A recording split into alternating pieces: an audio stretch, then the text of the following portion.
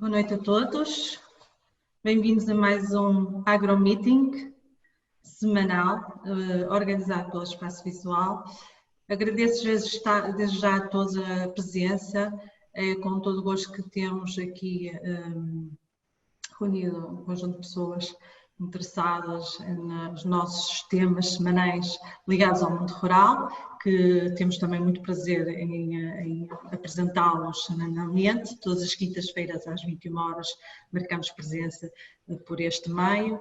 Hoje é um tema bastante atual, é um tema de atualidade, diria até política e estratégica para o mundo rural a nível da Europa.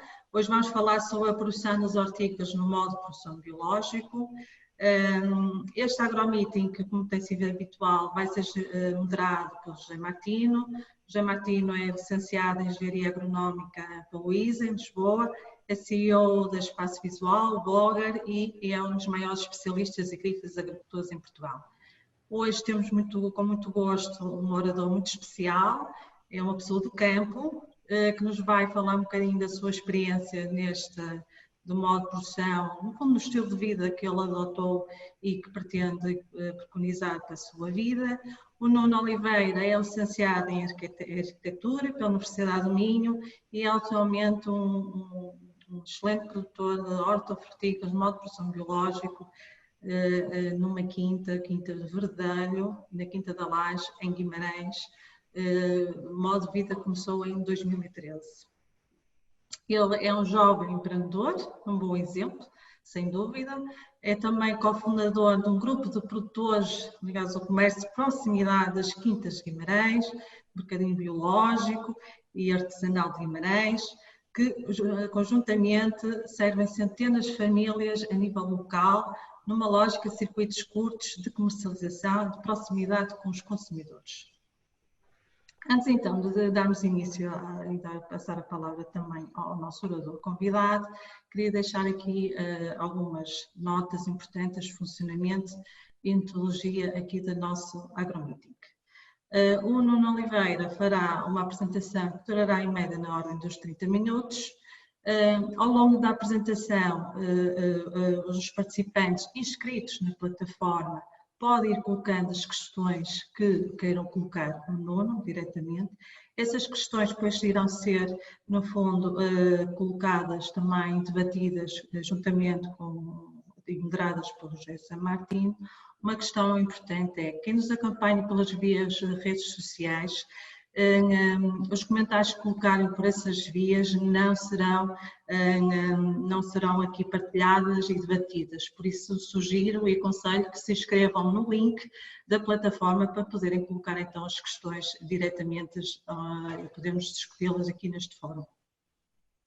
Como vos disse, o evento está a ser se emitir, peço desculpa, em direto nas redes sociais, do Espaço Visual, e também para o mundo, e depois irá ficar também para poderem partilhar no futuro este tema que é sempre importante. Antes então de começarmos, gostaria de deixar aqui algumas notas do Espaço Visual e umas breves histórias da nossa empresa e dos serviços que prestamos. Como sabem, a Espaço Visual é uma das empresas líderes neste segmento. Nós prestamos serviços no âmbito da consultoria agrícola, agroindústria, turismo e florestal. Somos um dos maiores promotores deste negócio no agronegócio. No fundo, também somos líderes de opinião e de publicação de artigos em revistas científicas. Somos uma empresa que tem cerca de 33 consultores especializados em diferentes áreas e trabalhamos em 4 grandes áreas de negócios. No fundo, na área dos projetos de investimentos, consultoria técnica, planos de negócios, estudos técnicos, fazemos candidaturas no âmbito do PDR 2020, Portugal 2020, Turismo de Portugal e entre outros. Um dos departamentos mais recentes e uma das grandes apostas nos últimos anos do Espaço Visual foi a formação profissional, porque efetivamente é uma grande lacuna que se encontrava e existia no mercado. Havia muitos jovens a querer ingressar no setor agrícola, muitos deles sem formação, e então nós estamos aqui, no fundo, a ajudá-los a criar essa formação base para poderem trabalhar num setor que é muito exigente, que é o setor agrícola. A nível de formação, temos então a formação para os jovens agricultores, em vários formatos, quer seja formação presencial, formação e-learning, be-learning, campo, visitas técnicas. Sugeria que vocês acompanhassem as nossas redes sociais, porque temos imensas formações e imensas visitas que também podem participar e é uma base de formação muito importante. Outra área onde nós trabalhamos também é na área da contabilidade e gestão das empresas. Aí temos cerca de 327 empresas que acompanhamos a nível nacional, ou seja, a distância não é um problema para connosco. Nós temos clientes na área da contabilidade no Alentejo, no Algarve, só para perceberem que não tem que ter o contabilista ali ao lado. Hoje em dia, a informação e o trabalho, a metodologia de trabalho que utilizamos é bastante prático e é fácil trabalhar nestes moldes. Pronto, trabalhamos a nível da criação das empresas, consultoria na gestão, nos seguros agrícolas, acidentes de trabalho, de colheitas, infraestruturas e implementação de sistemas de gestão. Outra área também que trabalhamos tem a ver com licenciamentos e na área da qualidade. Somos uma empresa que pautamos por rigor, seriedade e competência. Posto isto, eu passo a palavra a José Martim, que terá a seguinte sessão. Muito obrigada. Boa noite, bem-vindos. Agradeço ao Nuno Oliveira a disponibilidade de ter aceito o nosso convite para falar sobre a produção de hortícolas no modo de produção biológico. E, portanto, queria só deixar uma primeira nota antes de passar-lhe a palavra, é que, pronto, eu tenho um grande apreço pelo Nuno Oliveira, porque é uma pessoa que vive da agricultura, ou seja, que sustenta a sua família com o resultado da sua exploração agrícola. E isto, para mim, é um ponto que tem muito valor e que ao longo dos anos vou acompanhando um pouco à distância o seu trabalho na produção de hortícolas bio em Guimarães e que noto cada vez mais uma evolução, um conhecimento, um domínio dos pormenores que eu respeito muito. Nuno, tem a palavra para fazer a sua intervenção. Obrigado. Obrigado. Obrigado pelo convite e pronto, pela presença das pessoas que estão a ouvir. E pronto, acho que posso partilhar aqui um bocadinho, pelo menos uma introdução. Não sei o que é que motiva as pessoas que vêm aqui, porque cá temos curiosos, ou uns curiosos, uns com levar mais a sério, se cá também há alguns colegas. Pode ser que aquilo por que passamos talvez vos possa ajudar em quaisquer que sejam os vossos objetivos. Então, podemos passar à apresentação, por favor. Ok. Consegue-se ver, então, o início? Está, consegue-se ver, está excelente. Ok, confirmado. Aqui, como podem ver, bem logo pela primeira imagem, que Quinta de Verdelho tem logo uma especificidade que é central completamente ao modo como nós fazemos o nosso dia-a-dia, o nosso negócio. Que é, não sei se vem lá ao fundo, aquilo é o Castelo de Guimarães. O Castelo de Guimarães fica no centro da cidade. E Guimarães, sendo uma cidade que nas freguesias urbanas tem cerca de 40 mil pessoas, e sendo que o concelho tem 160 mil, mas numa densidade populacional grande. Isto é importante pelo seguinte, é que o nome modelo de comércio de proximidade diz tudo. E nós estamos vi logo, nunca foi aquilo que eu pensaria fazer. Mas digamos que o local disse mais ou menos, deu umas pistas para saber como é que devíamos conduzir a nossa abordagem. E a reflexão que fizemos foi que, bom, nós queríamos fazer biológico e queríamos fazer hortícolas, sobretudo. E pensamos assim, a fatia do biológico em Portugal é uma porcentagem pequena até aos 5%, mas vamos pensar se isso for uma média, se cá em cidades, em áreas metropolitanas como Lisboa e Porto é muito significativo, se cá é mais de 5%, em Guimarães vamos apontar para isso. E se pensarem em 5% de 40 mil pessoas, mesmo sendo modesto e pensarmos em 1%, já é muito mais do que suficiente para dinamizarmos o nosso negócio. Vou falar um pouco mais disso mais à frente, mas é só para pensar que quando nos instalamos nesta quinta, a primeira reflexão que fizemos não é chegar com uma ideia feita daquilo que já sabíamos que queríamos impor ao local ou saber o que íamos fazer. Nós tentamos olhar para os pontos fortes do local que temos, ok? Isso é sempre também algo que se faz em arquitetura e algo que se devia fazer em agricultura, não é? Vou passar à frente. Uma coisa que enfrentei, como até referiram na apresentação, é que de certo modo há uma lacuna na formação agrícola em Portugal. E formação agrícola não estou a falar de cursos técnicos, que temos cursos técnicos de qualidade.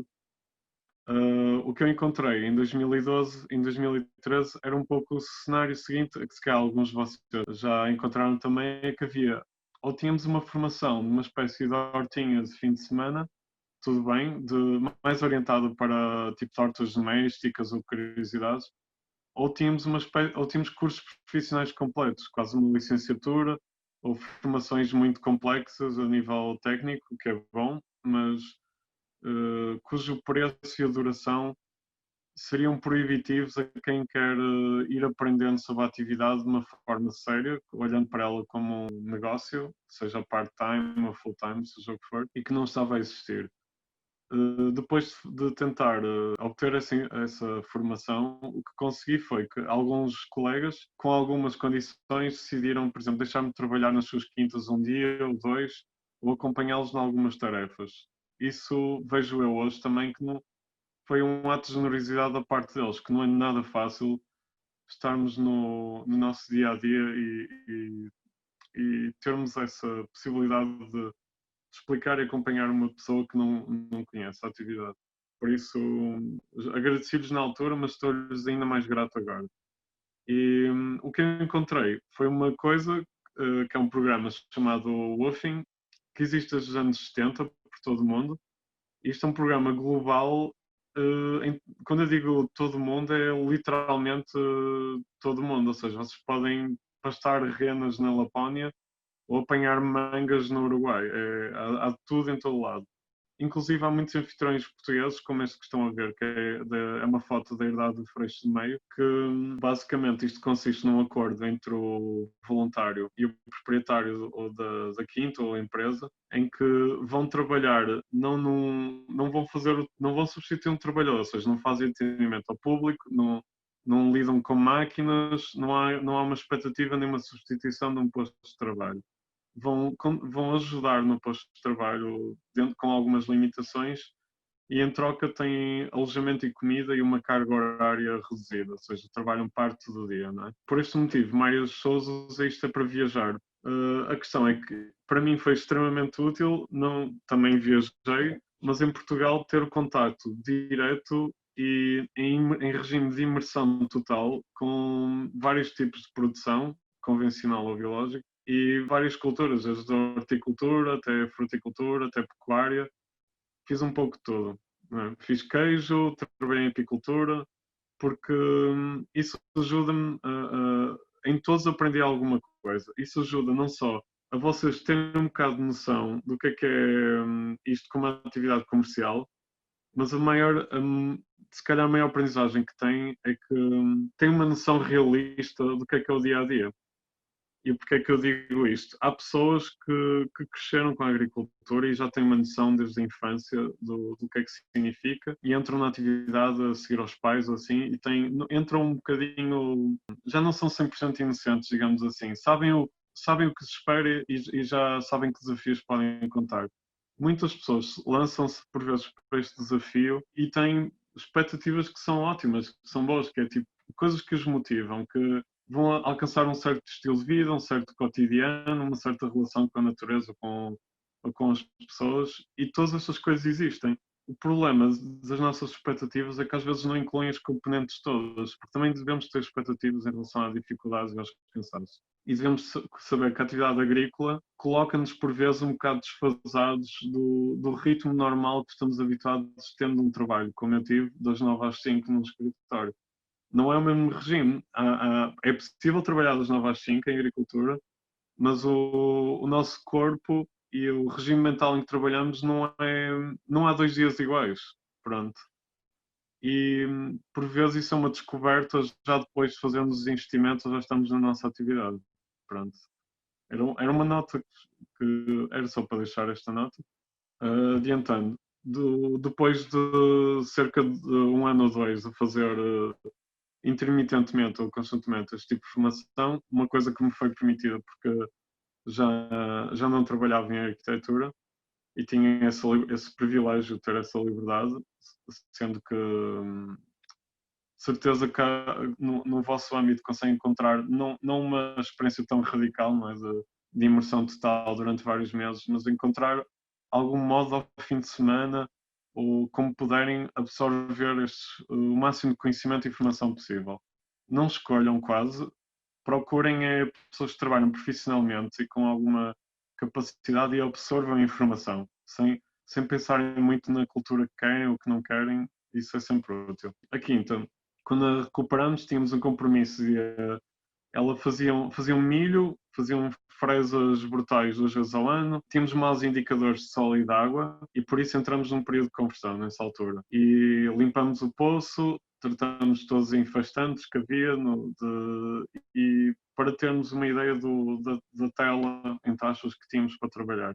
E falando de um capítulo se calhar importante para muitos de vocês, é que não é muito fácil encontrar terra em Portugal, onde trabalhar, nem falo nas condições ideais, falo só de um terreno vedado com acesso à água. Esses terrenos existem, são abundantes, é difícil arranjar um compromisso escrito com os proprietários que se encaixem por vezes naquilo que nós queremos. Eu fiz, antes de termos esta quinta, eu fiz vários acordos, quase acordos verbais, com mais do que uma pessoa, procurei por mais do que um conselho e foi fácil encontrar terrenos lindíssimos ou com potencial. Não foi fácil fechar o acordo ou o negócio, não é? Com os proprietários. A ideia que tenho, à medida que vai aumentando o abandono rural, que até esta dificuldade vai lentamente tornando-se menos aguda, digamos. Sendo que ainda é proibitivo, na minha opinião, muitas vezes adquirir os terrenos. A experiência que temos é que encontramos as instituições, sejam câmaras ou... Muitas das instituições são proprietárias de bastantes terrenos e foi nas instituições que encontramos mais abertura, porque, por um lado, porque não lhes não tinha uma ligação afetiva a estas terras. Por exemplo, houve uma pessoa que quase arrendamos e depois disse que lhe fazia impressão ver desconhecidos no terreno dele e depois desistiu. Portanto, o que acabamos por encontrar foi que fizemos um acordo com a Misericórdia de Guimarães, que felizmente tem sido o nosso anfitrião desde essa altura, e criamos com eles uma boa relação de benefício mútuo. E o que recomendo é quando fazerem um acordo ou tentarem abordar uma pessoa em relação a um terreno, uma quinta, ponham-se nos pés dele, porque às vezes tem argumentos que a nós nos parecem mais estranhos ou de caráter sentimental. Abordem sempre esta tentativa de fazer um acordo como algo de benefício mútuo, que ganhamos os dois. Pensem sempre em ordens de argumentos desse tipo e redigam o vosso contrato, a vossa primeira proposta, façam-na com essa ideia de benefício mútuo e benefício para a comunidade. Esse é um ponto, acho eu, chave que vos ajuda a fechar o negócio em relação a acesso à terra, por exemplo. Também podem pôr questões relativas a isso depois. Vou só avançar. Outra questão que tivemos é que, neste momento, uma pessoa que quer entrar na agricultura tem ao seu dispor, felizmente, bastantes mecanismos, tem um leque muito variado de opções, seja em termos daquilo que se propõe fazer e de apoios a que pode alcançar. Não faço ideia se isto é a maioria, mas vi em algumas pessoas com quem trabalhei quando estava a aprender é que muitos deles sim fizeram uma pequena formação, fizeram e bem algo que nunca devem prescindir, que é consultar um técnico, se estão a começar. Um técnico, aquilo que eu vos disse há bocado, de absorver informação, envolve que vocês vão também ativamente procurar o aconselhamento técnico. Porque, por exemplo, eu não sou um técnico desta área, mesmo muitas vezes não concordando com a opinião final, nunca houve nenhuma reunião com um técnico da área agrícola em que não tivesse aprendido ou não me colocassem questões que ou alteraram ou reforçaram o caminho que eu queria traçar. Portanto, é um passo que não devem prescindir. E os técnicos também estão lá para vos colocar a dispor perante vocês uma data de opções. E eu, se calhar, pus este site um bocadinho provocadoramente, porque das primeiras vezes, os primeiros técnicos que abordei, em que aprendi imenso, saí um bocado abandonado da primeira reunião, e eu apareci a dizer, queria virar-me para a proximidade, e ele falou-me mais, dizer, que eu tinha vocação e método para me virar para a exportação. Pronto, era o contrário. E eu disse que queria fazer policultura porque queria abranger um conjunto de grandes culturas. Ele gostou da ideia, mas disse que me ia desgastar rápido e que eu pus aqui monocultura, mas na verdade ele recomendou-me 2 ou 3 só culturas e especializar-me para poder ter os conhecimentos certos para que corressem bem essas culturas. Depois, eu tinha muito baixo orçamento e estava a pensar em trabalhar ao ar livre e ele tornou-me claro que com a cultura protegida ia ter retornos mais rápidos, apesar do investimento enorme inicial. E, por fim, eu propus-me começar com 3.000 metros quadrados, enquanto ele disse que eu devia apontar para um horizonte de 3 hectares, a médio prazo. E falou-me já que tinha a experiência, em começar logo com a máquina, com o motor logo a trabalhar a sério. Começar logo com aquela escala e com aquelas culturas e com aquele tipo de produção. E eu, como ainda fazia trabalhos de arquitetura e estava sozinho, pensei na altura, adequava-se mais a ter uns anos em que entro gradualmente nesta atividade. Por fim, chegamos à questão dos apoios, que tem vários ao vosso dispor. Eu posso responder perguntas sobre isso, mas claro, o engenheiro Martim é a pessoa ideal para falar do tipo de mecanismos. Posso só avançar que, de momento, não é por uma questão de ser contra ou não, que não sou contra, de momento não tenho apoios por acaso. Mas ponderei várias vezes, por causa do meu caso específico de ter herdado esta quinta com que fiz o contrato como dato. Por exemplo, o investimento na água já estava feito, na vedação já estava quase tudo feito, já tinha abrigos, ou seja, estão a ver, há coisas que são fulcrais que não precisava de imediato. Portanto, tenho os apoios para isso e neste momento não recebo qualquer tipo de subsídio, nenhum tipo, nem sequer direitos. Tenho estatuto de pequena agricultura familiar, mas não recebo nada porque esse estatuto ainda não tem nenhum tipo de contrapartida em dinheiro direto. E apesar de ser biológico, não concorri no último concurso das agroambientais, portanto também não recebo esse apoio. Mas eu não sou contra os apoios, é só informem sobre as condições, informam-se se adequa ao vosso caso e tenham noção que os apoios podem ir de valores pequenos, poucos milhares de euros, até várias centenas de milhares. Portanto, de certeza que há um regime que se adequa àquilo que querem fazer. Mas isto, para finalizar este slide, tudo aquilo que o engenheiro me disse nessa consulta estava correto. O que eu demorei a entender e entendi depois é que não está necessariamente errado o contrário. Depende do vosso perfil, depende do que querem, depende dos vossos objetivos e depende do que é que têm na mão, que terreno têm, que disponibilidade de tempo, que capacidade de trabalho, que conhecimentos têm. Não há resposta errada. A resposta errada é fazerem algo que não está adequado ao vosso perfil nesse momento. Essa é a resposta errada. Vou só avançar. Para fazer um retrato da horticultura biológica, eu virei-me para a horticultura biológica especificamente porque já ia orientado para isso quando estava a fazer aqueles meses ou anos de formação que fiz.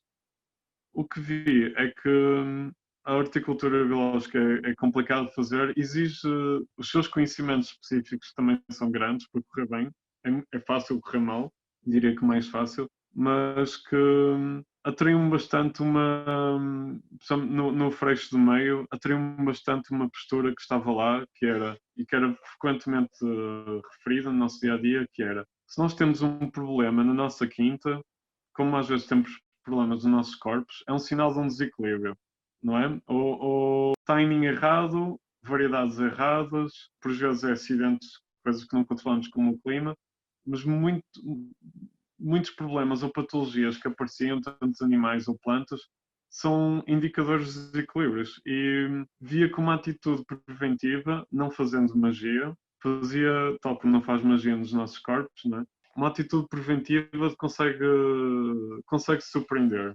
não é? No modo de trabalhar. E também o que gostei no Freixo é que o Freixo, como muitas quintas biológicas, é um ciclo fechado.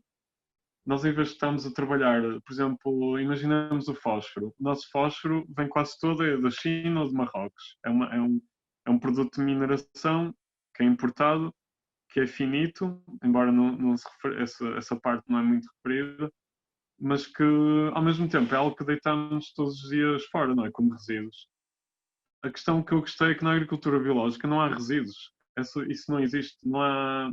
Quer dizer, toda a agricultura no fundo é extrativa, mas a agricultura biológica, pelo menos em princípio, depende depois de quem pratica e até que ponto leva, muitos levam para além da regulamentação, é que nós trabalhamos tudo como um recurso e tudo, o ciclo dos nutrientes de todas as plantas e dos animais da floresta estão integrados. E atraiu-me, sinceramente, essa perspectiva, pareceu-me um bom indicador de eficiência. Para fazer e isso convenceu-me totalmente. Achei que primeiro vi que era possível trabalhar em bio e segundo vi que adequa-se com aquilo que eu também acredito para a atividade humana, que é que devíamos tentar aproximar-nos de uma eficiência cíclica, tal como existe na biologia, não é? E na geologia.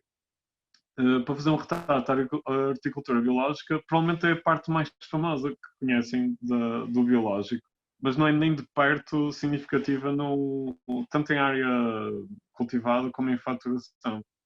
É que o bio, em Portugal, não sei se já está de todo este, foi há 2 anos, né? Ocupa uma fração da superfície agrícola que é dominado por pousio, forragens, culturas arbenses e pasto. A horticultura, se pensarmos no seu todo, é uma fasquia, apesar de provavelmente ser a mais célebre, não é? Como tem aqui, é uma fasquia quase invisível da superfície agrícola. Só que tem uma particularidade, é que nunca parou de crescer. Na União Europeia, tanto aqui como na União Europeia, não é conjuntural. Em 2012, 2008, 2012, na crise cresceu, no Covid-19 cresceu. Digamos que parece indicar que é pequenina, é modesta, mas é resiliente. E penso que isso. E acho que está cá para ficar. E temos que pensar que também tem uma média de idades, tem uns indicadores. Tem mais mulheres a trabalhar na agricultura biológica do que nas restantes formas de produção, é ligeiramente mais jovem. E como temos vindo nos últimos dias, a União Europeia tem uma meta gigante para a agricultura europeia em que propõe-se que 25% do total seja bio. Há países que já estão nos 20%, Portugal está longe disso, não é dos piores, está perto do meio da tabela, mas fui surpreendido com essa afirmação na União Europeia. Penso que é complicado, não é impossível, mas isso para vos demonstrar que não passou despercebida. Tanto os benefícios como o seu potencial económico, não é?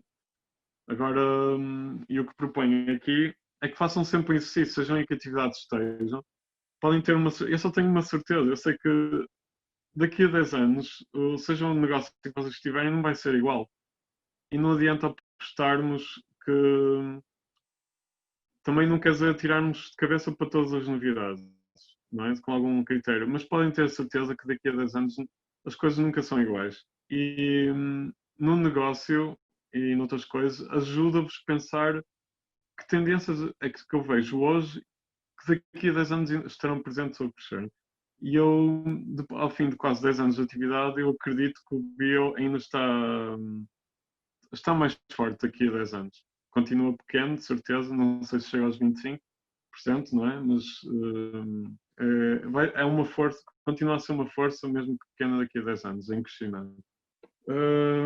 Isto também para continuar nesta onda, era neste slide posso fazer algumas vantagens, era que são uma data de problemas que cada vez vemos mais nos meios de comunicação, mas também, felizmente, isso é crucial, mais estudados a nível técnico nas universidades, porque sem estes fundamentos, sem termos de investigação nestas áreas, não adianta muito declararmos estes benefícios. Mas só para vos indicar 3 grandes benefícios que são comprovados e associados à agricultura biológica, era que, acima de tudo, a agricultura biológica faz parte de uma economia circular E a União Europeia também tem objetivos nisso. E todos os governos agora é um mote que sempre se acrescenta. Isto não quer dizer que o convencional não seja capaz de economia circular, porque é capaz disso completamente. A questão é que no biológico isto está inscrito na regulamentação e no seu DNA, isto é um princípio base, não é facultativo, ok? E eu sinceramente não vejo uma agricultura que seja sustentável a longo prazo que não integre a floresta e a pecuária e o tratamento de resíduos. E já vemos isto com este aproveitamento de água de rega e outros itens. Ou seja, é outra tendência que, digamos, está assim emergente. Outra coisa é os serviços de biodiversidade. A questão é, convencional ou biológico, sem abelhas, todos dependem de abelhas e polinizadores. Qualquer coisa como é que vamos falar, muitas patologias derivadas a desequilíbrio, qualquer agricultura que se produza num contexto onde não existem polinizadores, onde não existem predadores e presas, vai sempre sofrer pragas ou quebras de produção. Nem estou a pensar num valor, que a biodiversidade é um valor em si, mas pensamos friamente comercialmente na viabilidade, nenhuma agricultura é viável sem predadores e presas e sem polinizadores, não existe.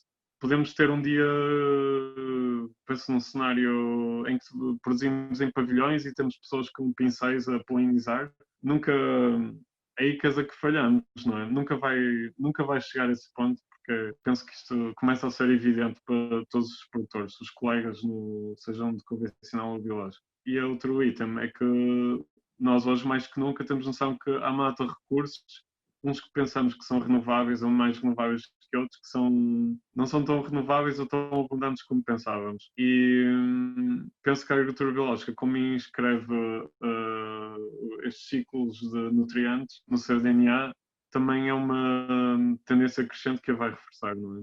A economia da água, que também existe no convencional, mas a economia de nutrientes, somente os que vêm de recursos não renováveis. Vou só adiantar. Isto é um exemplo de colega. Sempre que falo com colega, eu tenho colegas e não tenho no convencional, e atenção, eu não produzo tudo, e há coisas que nós ainda compramos no convencional. Portanto, não tenho nenhuma ideia por isto de compro biológico e nacional sempre que posso, mas realisticamente ainda compro convencional e tenho colegas de convencional com quem falo e interajo. Mas um destes colegas disseste assim, isso é um bocado lirismo, não é? Do biológico. Sim, tem o seu lado lírico. Não sei, eu só consigo trabalhar num trabalho se tiver uma dose de lirismo, uma porcentagem. Mas o que eu vejo do lirismo em relação e do biológico e do convencional é que vejo que o convencional tem metas que digamos que já indicam uma melhoria que é bem-vinda no convencional. Espero que para mim é sempre positivo estar a melhorar. Em que vai na sequência daquilo que disse antes, na sequência de economia de recursos, de proteção de biodiversidade, de policultura, de combinar floresta e pecuária, disso tudo. Ou seja, mesmo para os colegas de convencional que não estejam de momento interessados em fazer biológico, eles estão confrontados com uma conjuntura que os vai aproximando, digamos, destes objetivos. E pensamos que há 20 anos nada disto existia. Agora é normal termos o agroflorestal, muitos produtores de pecuária ponderarem a produção integrada, ou seja, mesmo não subscrevendo ao biológico, eles estão a tender nestas direções. Não sei se entendem. Pronto, era só para dizer que isso é mais um indicador que estamos a convergir para uma certa forma de trabalhar. A Quinta do Verdelho, princípios que nós pusemos para nós era que tínhamos muito baixo investimento inicial, era o meu pé de meia. E investimos essencialmente numa pequena estufa, tão pequena que pronto, quem me vendeu pensou que era para o trator ou para guardar uns bidões ou assim. Mas era mesmo para produzirmos hortícolas. Só tem 200 metros quadrados. Conseguimos comprá-la usada. Felizmente aparece material usado. Daí, bom, tanto máquinas como postes, estufas, etc. E os princípios que nós temos, alguns vão para além, respeitam só o regulamento, outros vão para além do regulamento. Portanto, nós combinamos fruticultura e horticultura, porque em Guimarães temos verões abrasadores e, por acidente, vemos que é uma combinação vencedora. Se pensarmos bem na orientação das culturas e nos compassos, não é? Os distanciamentos, conseguimos ter um meio de produzir a uma sombra parcial que ajuda, e numa densidade que ajuda. E também ajuda a aproveitar o sol ao máximo. Ter o máximo de produtividade por metro quadrado. Para falar da conservação da água, nós usamos tudo regra programada, gota a gota. Temos tudo em setores, sabemos que cada setor tem uma mistura de culturas em policultura e em concessiação, que sabemos qual é o consumo de água para elas, medimos todos os anos mais ou menos fazemos essa gestão da água, temos apenas um poço e tem chegado, felizmente. Em termos de resíduos, felizmente nós não temos animais só porque não temos área para eles. O que encontramos foi que em meio urbano nós temos aqui clientes que eram restaurantes e temos a universidade. E a universidade deita fora toneladas de matéria orgânica e o restaurante idem. E pensamos assim, nós não temos matéria orgânica de animais. E depois, por outro lado, temos a Câmara, que nos facultou, felizmente, as folhas que recolhe na gestão de espaços verdes à nossa volta. Ou seja, com as folhas temos o carbono e com estes resíduos destas instituições que nos entregam os resíduos, temos o azoto. Com isto conseguimos fazer uma parte importante do nosso composto, fazemos nós na quinta. Ou seja, nós não produzimos só hortícolas, produzimos solo também. Isto foi fulcral para reabilitarmos o solo da quinta. Aqui, sem mobilização, nós fizemos ao instalarmos, fizemos apenas uma mobilização antes de cada setor, quando vamos instalar um setor, e apenas uma pequena mobilização superficial sem inversão de camadas. Ou seja, muitos colegas apostam no trator, e para certas áreas é imprescindível. Eu penso que nós aqui no minifúndio do Minho é mais eficiente termos um bom tratorista a trabalhar por vários produtores. E, resumindo, investimos somente numa roçadora boa e poderíamos investir num autocultivador bom em segunda mão, mas isso, entre uma estufa e um autocultivador, preferimos aumentar as estufas. E o que é que isto significa? O que nós fazemos e tratamos as camas temos camas permanentes com a rega. 2 vezes por ano acrescentamos composto e adubamos esta cama com estrume cavalo e repomos a cama. Não fazemos mobilização, fazemos só o arejamento do solo. E depois voltamos a cobrir com tela, porque usamos tela para economizar água e reduzir o esforço infestante. E temos uma cama permanente. Algumas destas camas estão desde o início, há quase 10 anos. Ou seja, temos só uma adubação, uma pequena mobilização manual, só para plantar. Ok? Ou seja, as camas vão aumentando de altura. Já temos camas que, nos setores mais velhos, que estão-nos quase a chegar ao joelho. E isto é solo puro. A tela, o que nós usamos, usamos aquelas telas pesadas de geotêxtil e uma coisa que eu posso dizer é muita gente choca, chega aqui e pensa assim, tanto plástico. E realmente entre os meus colegas biólogos, pai, metade usa plástico, metade não usa, usa outros meios, tipo palha ou assim. O que eu descobri é que noutra quinta que a palha é um esconderijo bom para pragas e uma fonte de... Com o clima errado, é uma fonte de entrada de fungos. E o que eu escolhi uma tela, mas escolhi das telas, não uso telas descartáveis de todo. Tenho telas há 10 anos destas e estão ótimas. E já vi colegas que usam esta tela, a mesma tela há 15 ou 20 anos. Não se degrada com raios UV.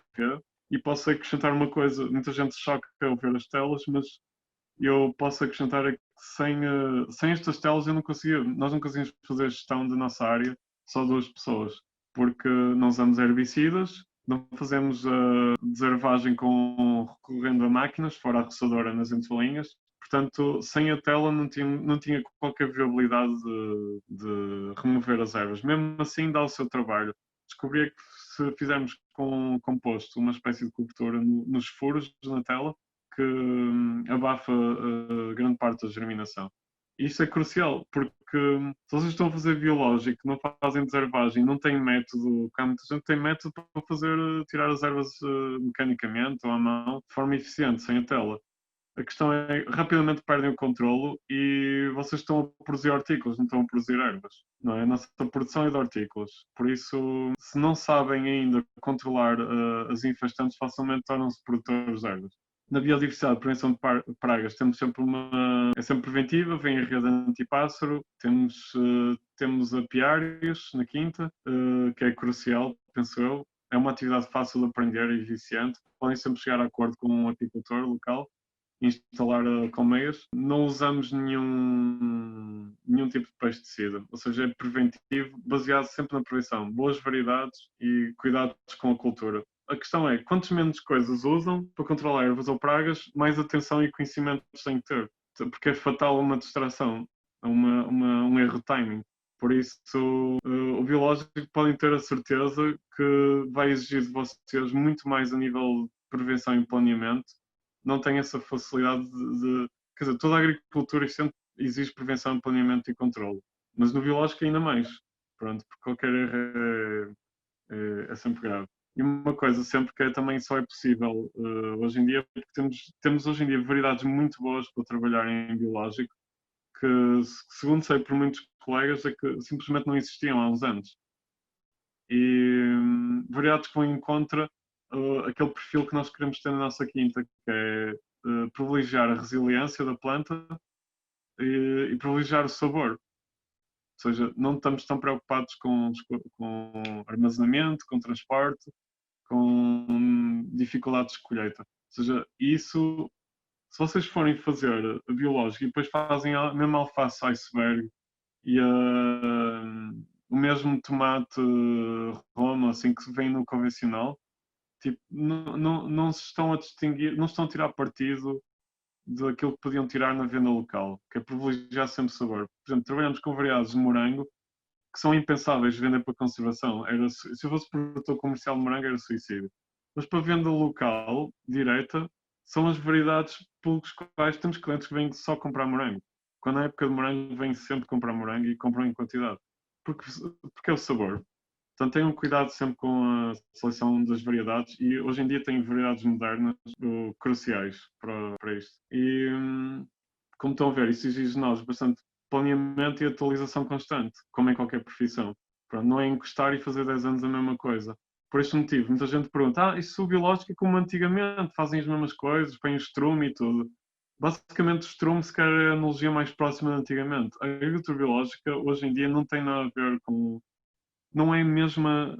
tem muitos pontos em comum, é verdade, mas não é a mesma agricultura de antigamente. Não era possível fazê-lo de forma eficiente, imitando as tecnologias e as práticas de antigamente. Não era possível. Portanto, não adianta se conhecerem o antigamente, porque não é o do antigamente. Okay? Vou passar à frente. Quais são os princípios básicos para o nosso negócio? Nenhum dos nossos clientes está a mais de 5 km. Não é e o que é que nós fazemos? Nós vamos cirurgicamente,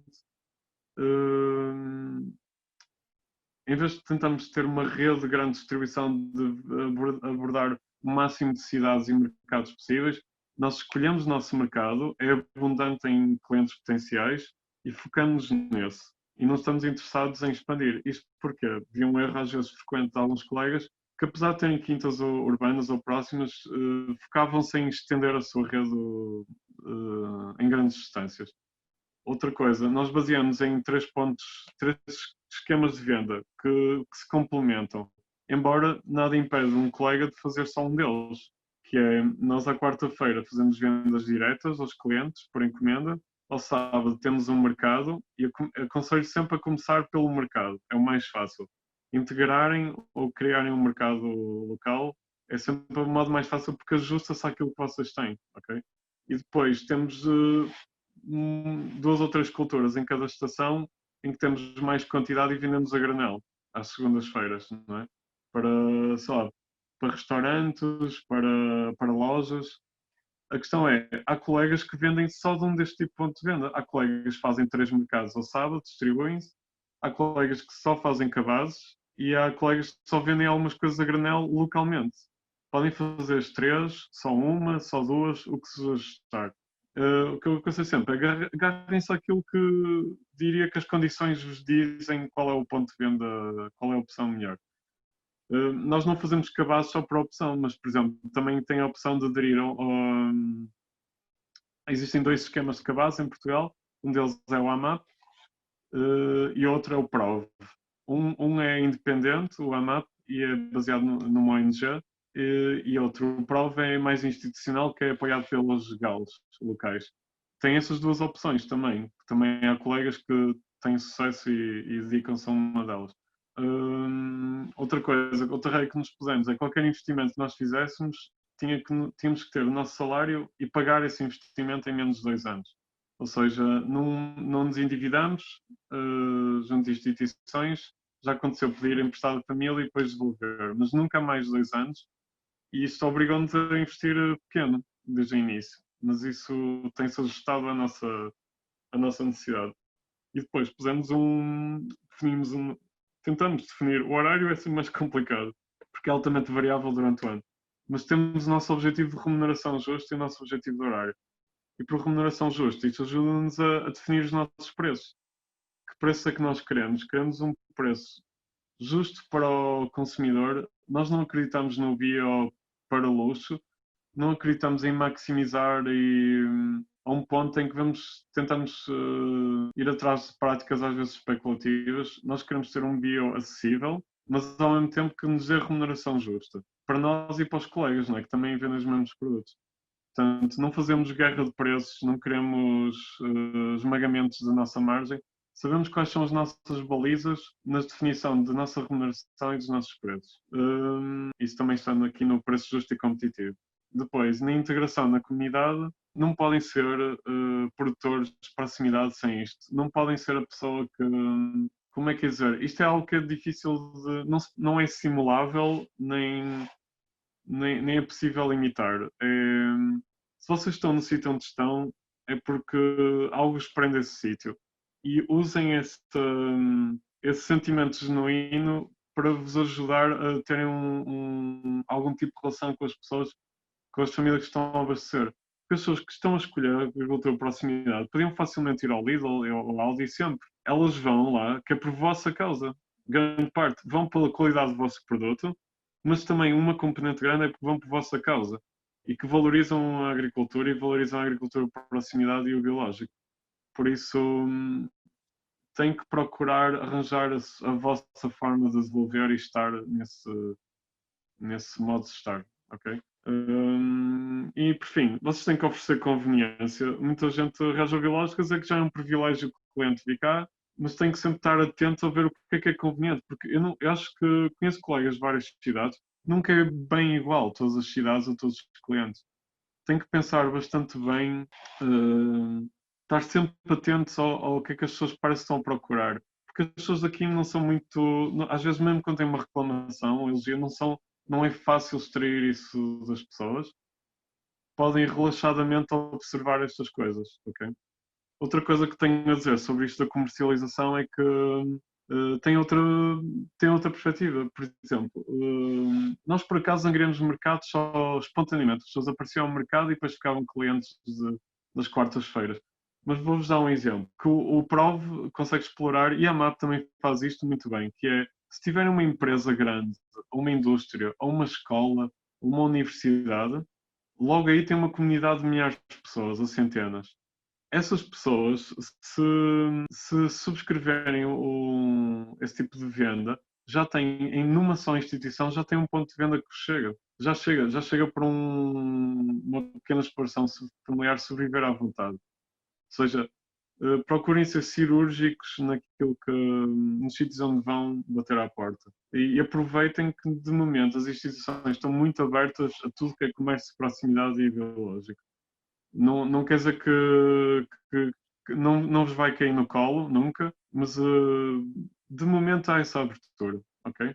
E agora, com o Covid-19, isto quer dizer, valorizou-se ainda mais. Nós estamos à espera de uma quebra, mas as pessoas, um bocado assustadas com isto, viram que às vezes a nossa rede de abastecimento ou de acesso a alimentos é frágil, como a do acesso a combustível ou água. São redes frágeis, no fundo. São enormes e têm o tamanho estão globalizadas e têm o tamanho do mundo, mas são frágeis num certo sentido. Ou seja, as pessoas agarram só ao agricultor, não quer dizer que vem o Covid e agora há tráfico de brócolos, porque as pessoas, pode acabar, mas eu conheço um sujeito que faz brócolos, não é esse ponto, mas as pessoas valorizam. Entendem? Valorizam ter-vos, sabem que por perto há alguém que está disponível para abastecer, ok? Se calhar já estou demorando mais. Pronto, isto, se calhar vou saltar à frente porque isto é um bocado, se calhar nas perguntas pode aparecer e que é um bocado mais genérico. Deixo-vos com esta questão, que é não se esquecerem que as pessoas fazem compras muito, eu vejo muito, observo muito, fazem compras ao sábado ou ao domingo, ou então ao meio da semana. São os dois grandes momentos. Terça-feira à noite já está ali, e pá, esqueci-me disto, falta isto. O sábado é dia de fazer compras, o domingo.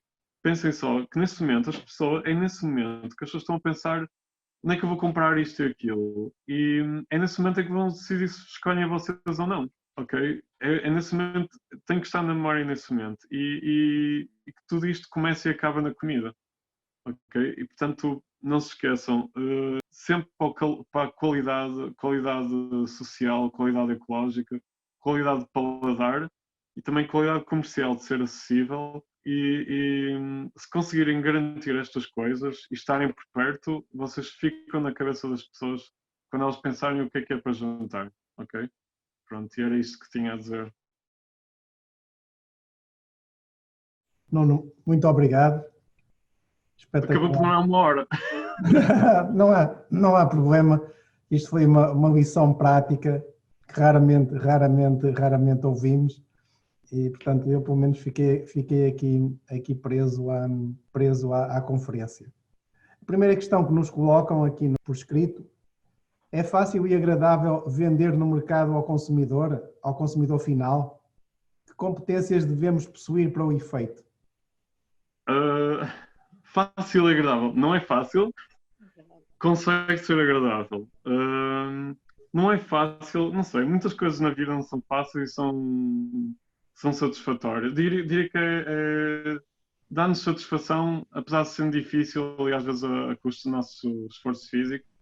E dá-nos satisfação também por um motivo. As pessoas valorizam. Quando fazemos um trabalho bem feito, parte do nosso salário as pessoas valorizarem o trabalho. E o que eu diria para o mercado é que ajuda-vos, tem que ser espontâneos e o que é que nos aparece a vender no mercado? É que as pessoas quando vão ao Pingo Doce, elas não estão a ver a cara do produtor de abacate, nem nada disso. Ali é constrangedor, porque estamos ali à frente dela, a olhar para elas enquanto ela está a escolher. Quem está habituado a ir ao mercado municipal, isso é normal, é uma coisa das gerações. Mas para muitos clientes nossos mais jovens e agora não é assim tão comum. Connosco, eles podem literalmente dizer os morangos não estavam muito bons da outra vez, ou então correu bem aquilo, ou então estavam ótimos. E o que custa se cá um bocadinho é quebrar o gelo. Depois isso está quebrado, mas não é quebrar o gelo, não vão saltar por cima da banca e abraçar as pessoas, mas é tipo pô-las à vontade, digamos. Estão a fazer uma coisa normal, que é comprar um mercado, estão lá pela primeira vez e estão à vontade para interagir e ter perguntas. O que eu acho é que as pessoas hoje em dia gostam muito de jardinagem e de hortas, e isso é sempre ótimo para quebrar o gelo. Porque a pessoa pergunta: o que é isto? Ah, nunca vi assim. Ah, como é que se faz isto? Ah, já tem isto e assim, posso fazer isto agora, faço assim assado. Ou então, tenho um manjericão doente, o que é que eu faço? E pronto, isso ajuda a quebrar o gelo. Eu adoro esse tipo de questões, mas outros colegas têm outra estratégia. Temos o nosso colega, o Carlos Ribeiro, o nosso mentor, basicamente está ao nosso lado no mercado e ele é o mestre, ele sabe como fazer amostras e pôr as pessoas a provar. Por exemplo, ele tem muitas argutas. E as pessoas olham para aquilo e não desconfiam que é delicioso e extremamente doce. Olham para aquilo e parece uma uva estragada, qualquer coisa.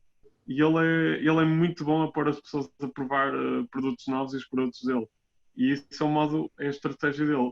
Eu diria, façam aquilo que vos é natural. Não sei o que dizer. Não sei como dizer.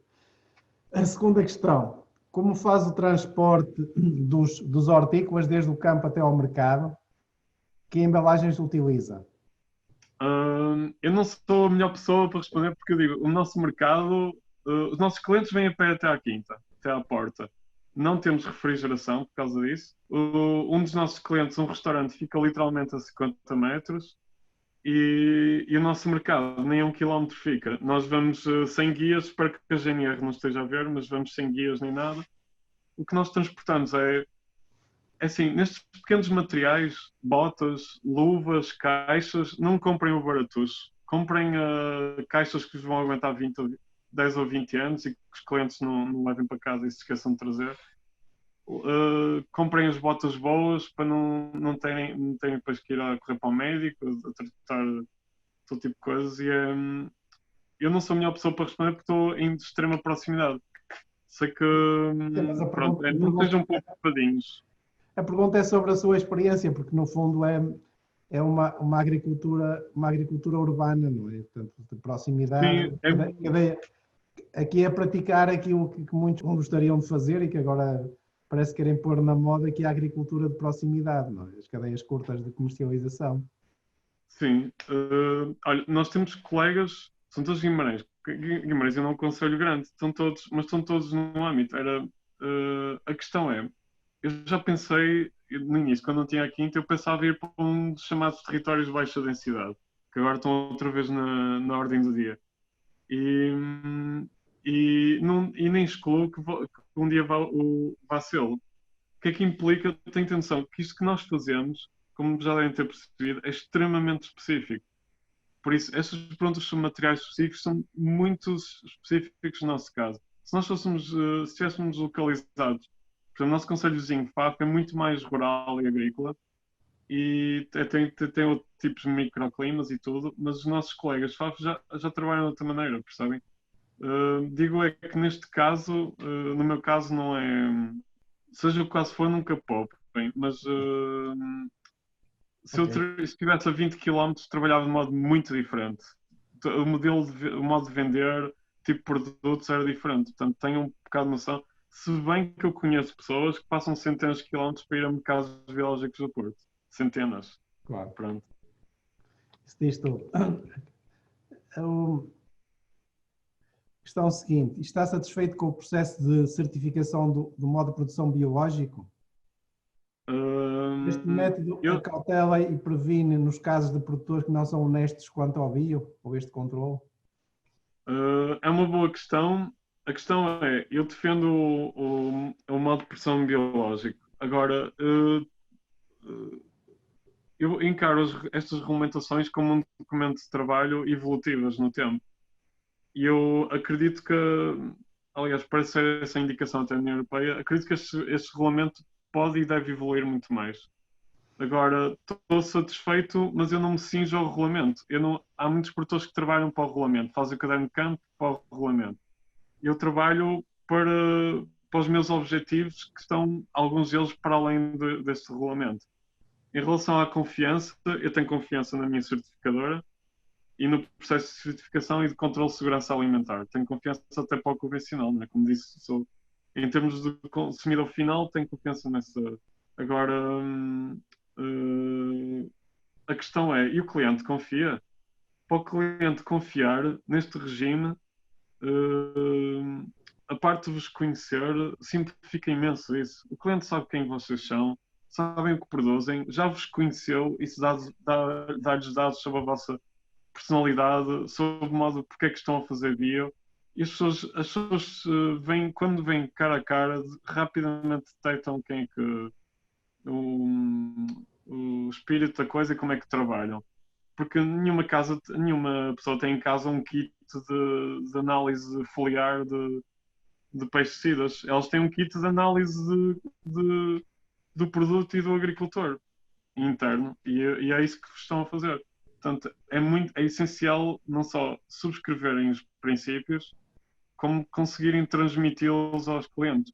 Porque muitos clientes aparecem-nos com dúvidas, viram nas notícias isto e aquilo e perguntam o que é que era. Mas o biológico não aparece mais área? Eu digo, oh diacho, mas onde é que viu isso? Se calhar, e eles mostram-me, e é um estudo sobre o gado. E eu, sim, usa mais gado em pasto do que o gado estabulado usa milho, em termos de área de milho. Mas isso tem coisas boas, o gado pasta em terrenos que são marginais, que também tem um papel na biodiversidade. Ou seja, cabe-vos a vocês construir essa confiança. Não é o regulamento que vos constrói a confiança. Aceita voluntários com o objetivo de ter informação na atividade? Gostava muito. Se sim, quais as condições que impõe? Gostava muito de ter voluntários. Sinto-me, aliás, até posso dizer, sinto-me culpado de pessoas me terem aberto as portas e eu não ter, de momento, infelizmente, as portas abertas. Pura e simplesmente porque não sou a pessoa mais organizada do mundo e não atingi o ponto de organização ou tamanho em que para nós seja fácil acompanhar um voluntário.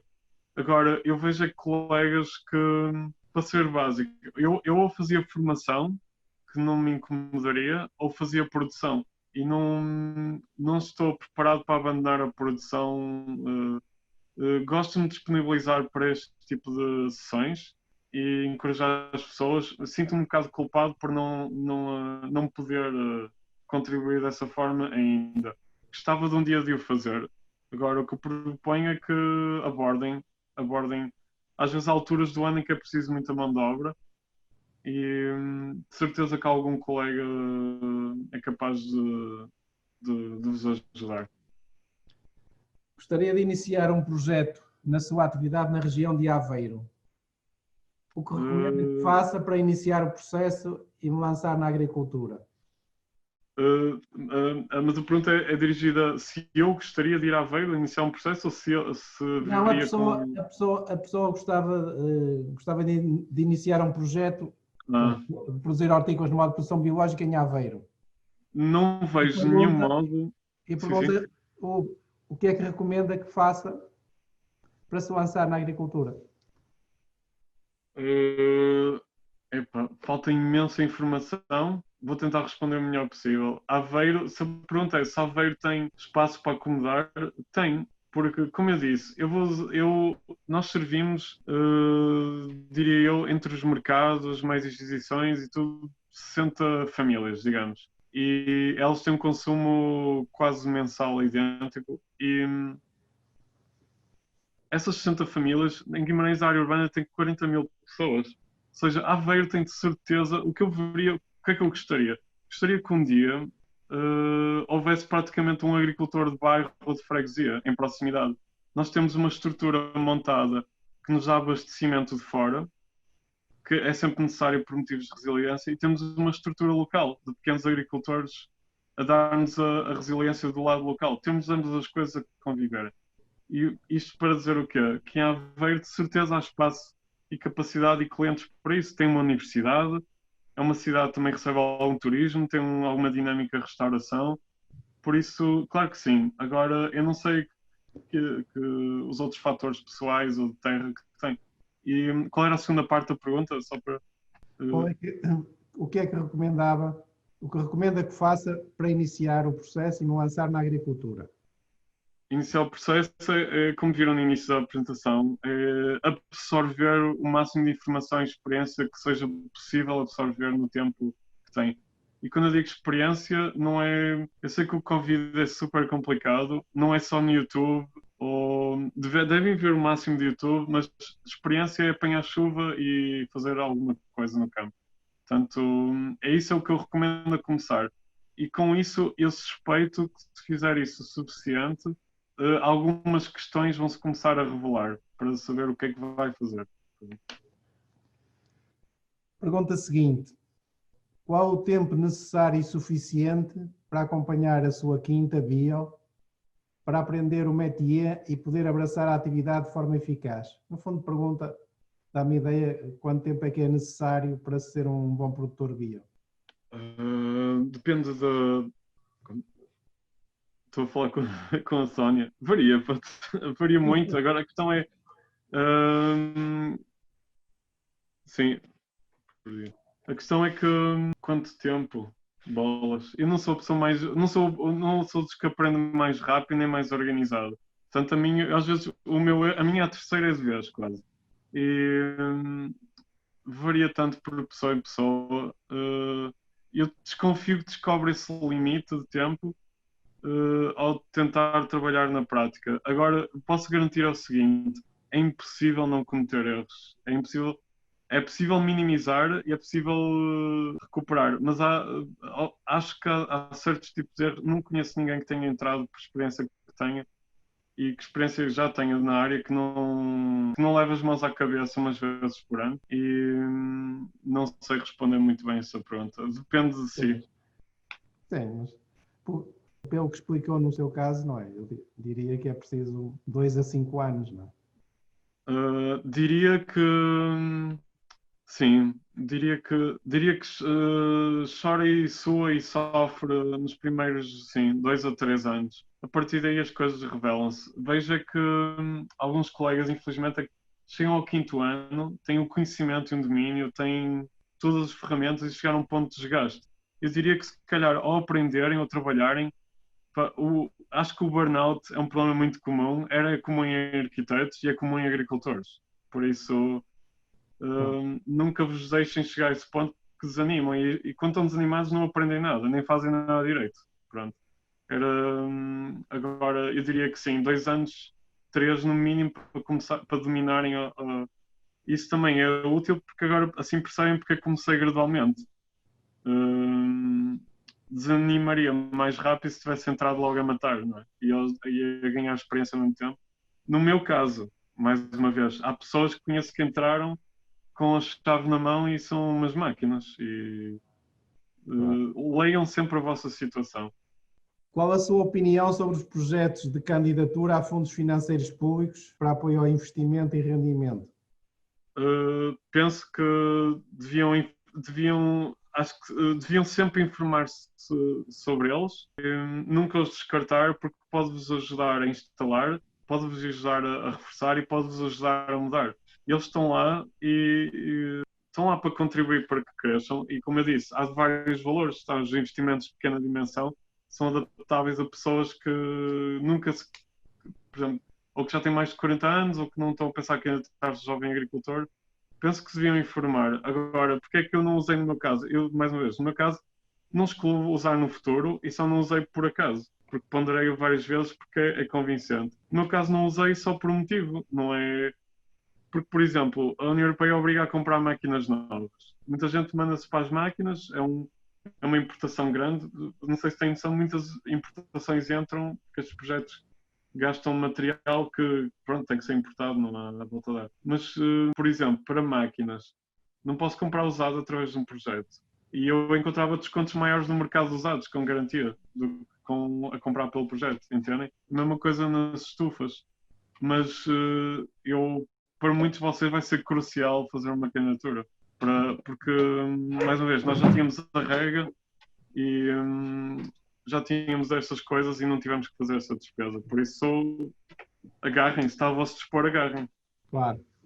Quais as rotações hortícolas que pratica?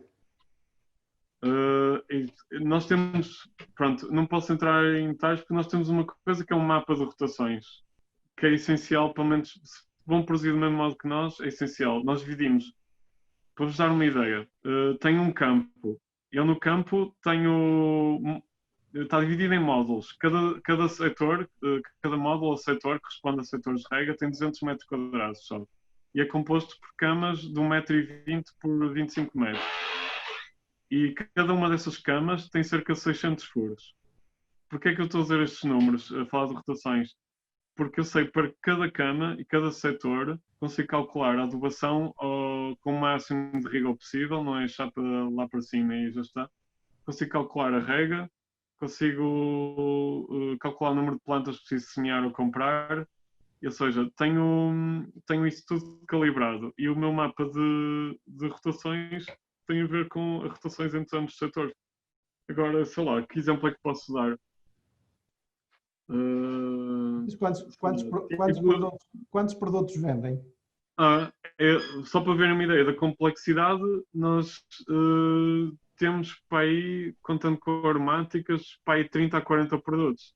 Portanto, eu agora estar a descrever... 30 a 40 produtos em 3 mil metros quadrados. Comecei com 3 mil metros quadrados. Neste momento estamos com um bocado mais, mas e varia, porque no verão um dos setores não regamos por causa da falta de água. Mas o que é que determinou as rotações e o que é que determinou a quantidade de produtos? A partir das primeiras experiências no mercado, vimos o que é que as pessoas consumiam, o que é que havia, o que é que não havia, e outro pormenor importante que esqueci de referir. Nós associamos primeiro ao nosso mentor, o Carlos Ribeiro, que é produtor biológico há décadas daqui, e ele foi uma pessoa tipo, que nos encorajou e acordou vender connosco desde o início. E o que é que nós fazemos? Nós temos um colega que faz cogumelos, outro que faz mel e compotas, outro que faz fruta, outro que faz um tipo de hortícolas, outro nós. Ou seja, nós entre nós combinamos o que fazer. Isso também condiciona as rotações.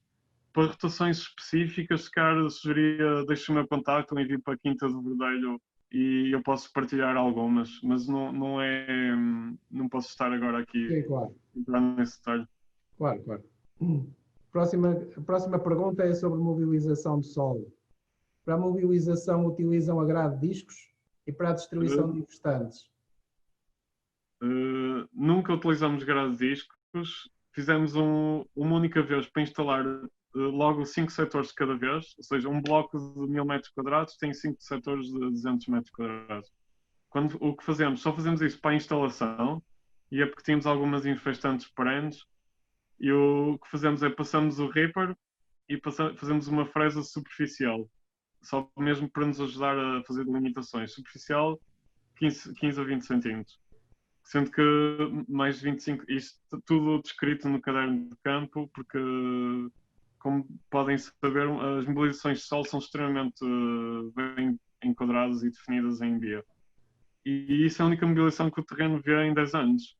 Porque de seguida nós montamos os camalhões, montamos a rega, e fazemos a primeira correção de solo e depois pomos as telas, se for o caso de culturas que têm tela.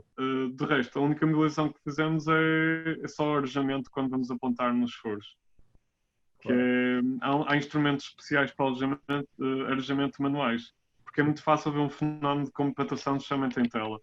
Pronto, isto são detalhes mais técnicos, mas mais uma vez, se tiverem uma questão mais técnica ou específica, podem mandar para o meu contacto e eu procuro responder.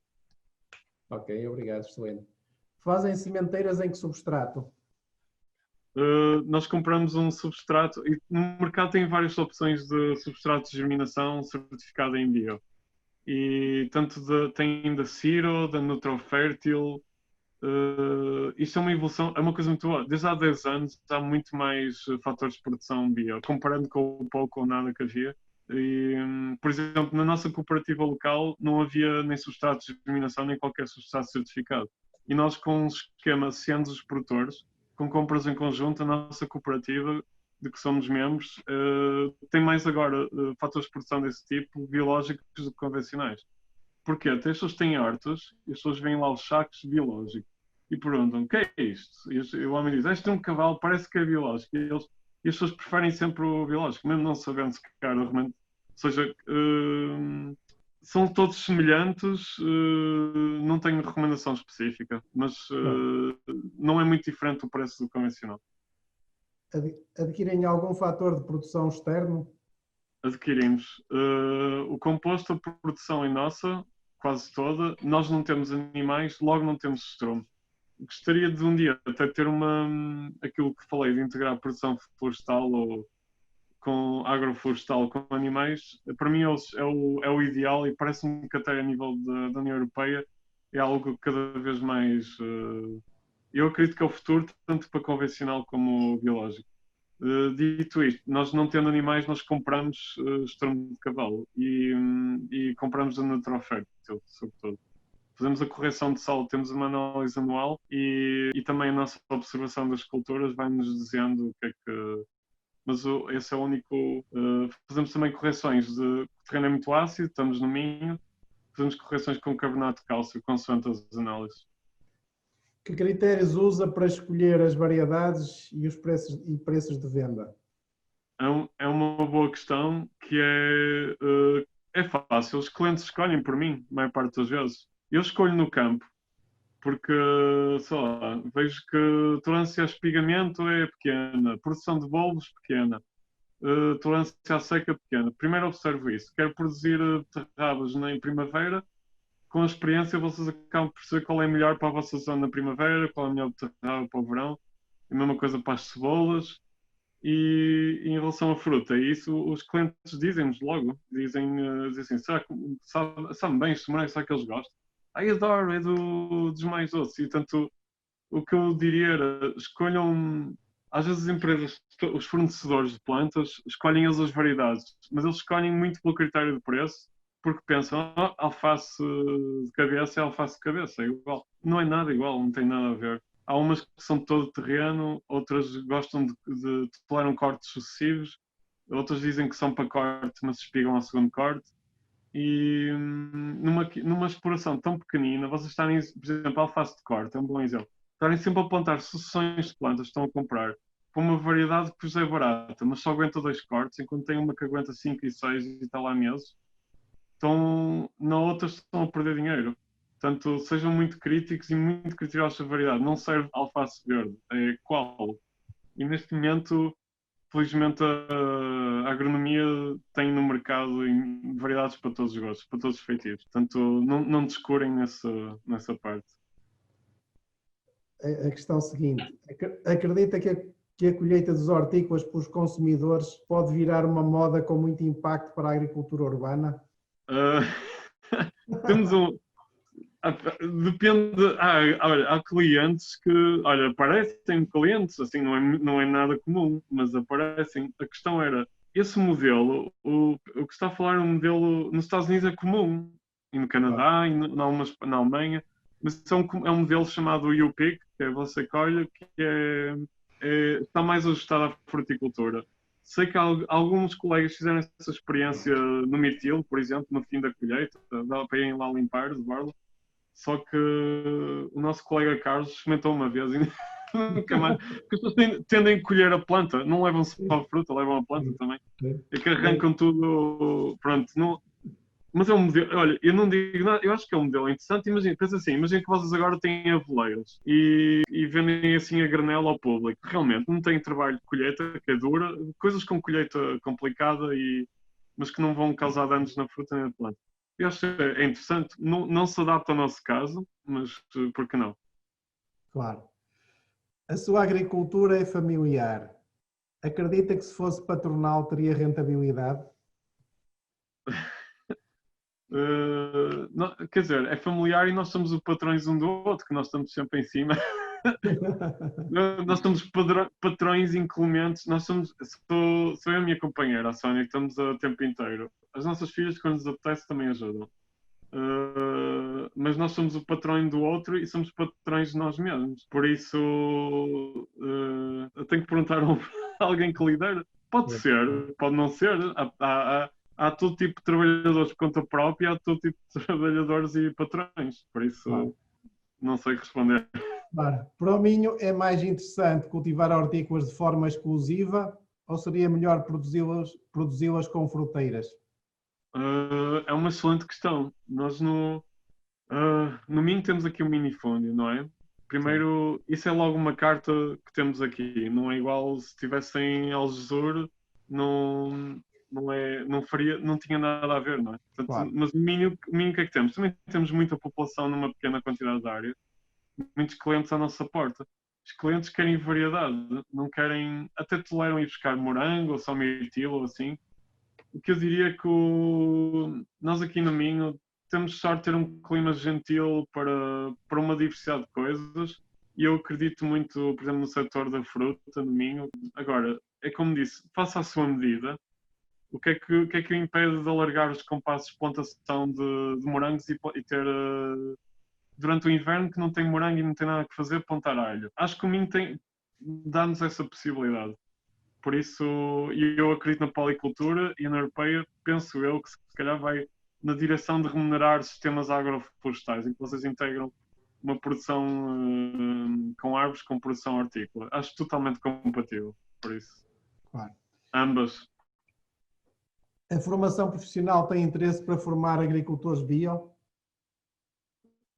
Diria que se me pedissem para dizer um conjunto de apoios à agricultura bio, eu diria isso, até por vezes pelas questões das pessoas. Vocês veem que há pessoas a pedir formação, a pedirem estágio, e é como eu disse, estou a encontrar de certa forma em 10 anos as mesmas dificuldades que eu encontrava. E acho que se a União Europeia meteu este tal 25% da agricultura, então devia pôr a carteira onde está a boca, não é? Que era como participar formações nesse sentido, para conversão e para introdução das pessoas à prática profissional da horticultura.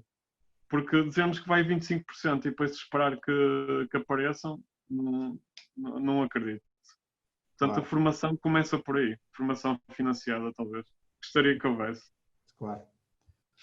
Como faz a recolha de dados técnicos de gestão e contabilísticos na sua exploração?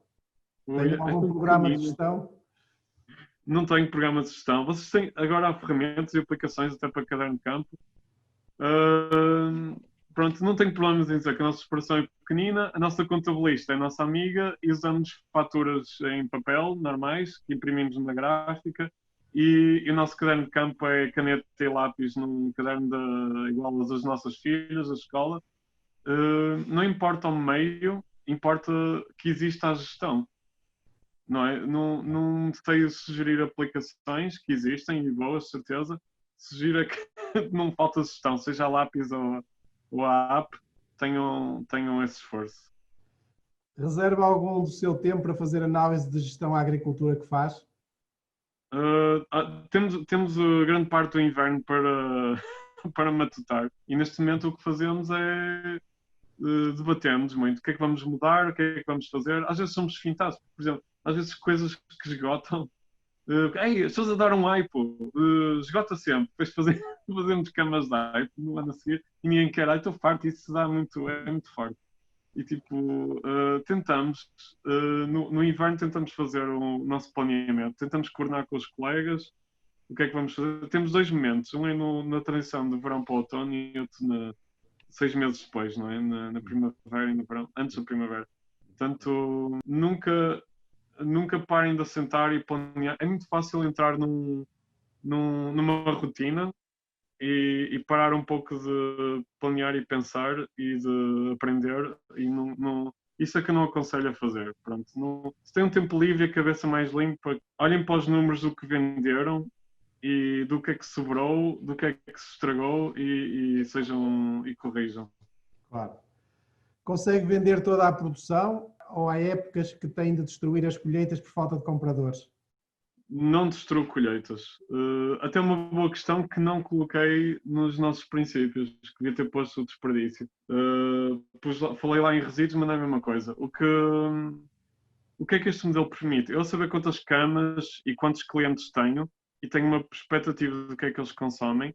E outra coisa, os clientes pedem-me o que está no campo. Eu não colho, fora no mercado em que vou-me ajustando, à quarta-feira para vender para clientes, eu só colho aquilo que vai ser vendido. Portanto, é desperdício zero. Não tenho transporte nem refrigeração, desperdício zero aí. Tenho sobras, porque o planeamento não dá tudo. Às vezes no mercado voltam coisas para trás. O que volta para trás é o que define o nosso menu semanal. Na brincadeira, se estamos a ir embora e o cliente, não posso levar estes últimos pimentos, não, que isso é o meu almoço. Então, que faltava isso. É na brincadeira, mas conseguimos reduzir ao mínimo. E eu acho que este tipo aumentando a escala, dá para manter os preços mínimos. Também, nós para isso arranjamos galinhas. As galinhas convertem tudo em desperdício em ovos. Portanto, acabam por ganhar dinheiro. Convertem pragas em ovos, convertem desperdício em ovos. Portanto, temos um número de galinhas ajustado ao mercado e ao nosso desperdício. A última questão, dado que já ultrapassamos a hora. Há vários tipos de agricultura biológica. Qual o tipo com que mais se identifica e pratica?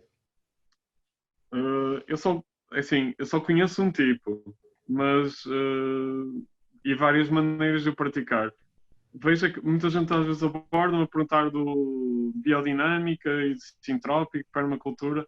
Assim, eu já estive em sítios que se identificam nessas vertentes, mas a questão é, em termos de os princípios, não os vejo como nada contraditórios daquilo que eu pratico, acho eu, mas para já não tenho conhecimento nesses tópicos para poder responder a isso. Veja que as pessoas que conheço praticam isso, temos um produtor no mercado que se identifica mesmo como agricultor sintrópico. A mim parece um bocado outro nome para agroflorestal, que é uma coisa que acho ótimo, como eu disse, eu defendo. Agora, não sei dizer que tipos. Olha, é o tipo que vimos agora nos slides, não sei que nome lhe dar. Não é bem o regulamento que vai para além. Produzem de acordo com os vossos valores. Pronto. Sim. Ótimo. Nuno, obrigado. Eu ia pedir à Sónia se fazia um pequeno resumo antes da sua intervenção final. Ok. Não foi ótimo, olha, eu amei ouvi-lo durante esta hora e meia, realmente foi brilhante. Espero que os jovens agricultores tenham ouvido, porque realmente você falou aqui de questões tão importantes. Falou da oportunidade, da sua inteligência em olhar à sua volta e perceber o que é que seria o seu negócio, o negócio urbano. Fez logo essa reflexão e percebeu qual era o seu objetivo. Isso são pontos fulcrais para lançar qualquer negócio, quer seja no mundo rural ou qualquer sentido, não é? Em qualquer negócio. Por isso, repare, durante esta hora e meia aprendemos imenso consigo. Ele apontou aqui questões fundamentais na abordagem e na percepção do negócio, na questão da lacuna da formação agrícola em Portugal, na necessidade de haver formações intermédias na lógica do negócio, a importância de acompanhar os produtores no seu dia-a-dia, no campo, a importância de fazer estágios, a importância de estar disponível e de estar no campo e estar no dia-a-dia e trabalhar com eles lado a lado, do programa UF, que permitiu-lhe também ter esse conhecimento alargado da vida real, do dia-a-dia da agricultura. Falou da dificuldade que teve em alugar a sua quinta e de toda esta tramitação de processo que teve que desenvolver e que conseguiu, ao fim de várias tentativas e várias promessas, o que é certo é que só conseguiu fechar, contratualizar com uma, não é? Falou também da questão das instituições públicas que realmente estão bastante abertas a ajudar os promotores e os agentes em promover negócios no território. Sugeriu aqui numa abordagem sempre de benefício mútuo, isto é como em qualquer situação normal, evidente, e da comunidade local, dessa importância da envolvência e também das mais-valias para a mesma. Mostrou que realmente foi um empreendedor completamente fora da caixa, sabia perfeitamente aquilo que queria e que tinha perfeitamente consciência da sua realidade, da sua capacidade. Não foi um agricultor, um empreendedor um bocadinho contraciclo, não é? Das tendências do momento, porque claramente a agricultura, estamos numa tendência de exportação, estamos numa tendência de policultura, grande escala, e teve a capacidade também de olhar para si e perceber que esse não era o seu caminho e que há caminhos alternativos e caminhos viáveis, e claramente o que expôs aqui é perfeitamente a prova viva de que é possível fazer um caminho diferente, mas acima de tudo perceber o que é esse caminho e as mais-valias dele. A importância da análise e lá está, dos objetivos do investidor. Falou muito depois teve a capacidade de perceber onde é que queria atuar e de que forma, ou seja, no fundo fez um estudo de mercado, não é? Percebeu que realmente aqui a questão do modo de produção da agricultura biológica tem um potencial enorme de crescimento, quer seja a nível nacional, quer pelas políticas agrícolas europeias que estão aí, não é? Nós sabemos que a Comissão Europeia tem esse desafio do crescimento de 25% da superfície agrícola útil. Falou aqui dos benefícios da agricultura biológica numa lógica da economia circular, numa vertente da biodiversidade, a importância dos polinizadores, evidentemente para a agricultura no seu todo, da importância da conservação dos recursos naturais. Pronto, isso são temas que realmente são de extrema importância e que é transversal a todo tipo de modo de produção, principalmente e que são bastante valorizados na agricultura biológica. Falou numa conjuntura favorável, ou seja, no fundo o conceito da agricultura biológica também vem ajudar a outros modos de produção, também no fundo não tão numa reconversão completa, mas também sensibilização nesse sentido, para todos termos uma agricultura no fundo mais sustentáveis. Falou muito dos seus princípios que adotou, a questão das rotações, as combinações das culturas, a importância de conservar e alimentar o solo, não é? Dar vida ao solo, a importância do solo, que ainda há umas semanas também foi um tema que debatemos aqui, a questão da mobilização ou não existência da mobilização, a questão da prevenção e o planeamento é fundamental nesta atividade, na agricultura, evidentemente, e falou da questão da seleção das variedades numa lógica de privilegiar o que o consumidor local privilegia. No fundo, o que procura é um produto diferente do que encontra na grande distribuição, é um produto de sabor e de textura. E acabou por terminar um bocadinho a sua apresentação numa lógica dos princípios básicos para o negócio, não é?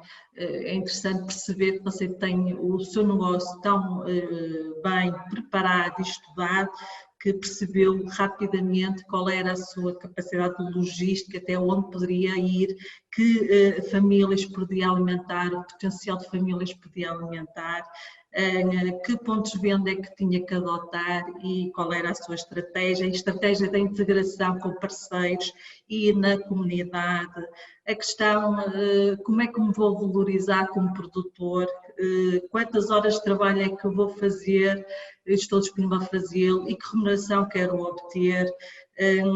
No fundo, isto vai mostrar que realmente as coisas, um bom planeamento e sabemos aquilo que queremos, é possível ter um negócio viável. Estamos a falar de um empreendedor que vive da agricultura, é o seu meio sustento, era arquiteto e fez esta transformação da sua vida para uma agricultura urbana de pequena escala, a verdade é essa, não é? Em comparação à média nacional e europeia, mas o que é certo é que já aumenta 60 famílias e é um caso de sucesso. Por isso, Nuno, parabéns. Espero que seja um modelo e que muitos jovens olhem para si com a capacidade e humildade de perceber que realmente os caminhos podem ser vários. Depende de nós e daquilo que queremos. Por isso, parabéns, Nuno. Sónia, obrigado. Quero dar algumas palavras finais de encerramento. Palavras finais. Eu acho que eu não conheço bem o perfil dos participantes. Uma consideração geral é que vejo que fico contente é que só por recentemente vejo que finalmente a atividade agrícola é valorizada, e não é valorizada numa espécie só simplesmente sentimental ou nostálgica, mas como, somente agora com o Covid-19, esta situação como algo estratégico e como uma espécie de um dos alicerces que temos na sociedade, um deles. E eu vejo um bocado esta produção local, seja biológica ou não, de pequena escala, como na nossa equipa nós estamos a jogar à defesa, não é? Assim, a diminuir importações, a dar uma resiliência local, enquanto temos as pessoas que exportam, são os pontas de lança. Não é? E fico contente que haja pessoas a reconhecerem que esta diversidade, por já tem este mini-fundo e os pequenos produtores fazem parte da diversidade do ecossistema da produção nacional. E eu espero que, o meu desejo é que eu alcancei estas coisas, alcançamos estas coisas com muito mais esforço, se calhar às vezes o meu discurso pode demonstrar.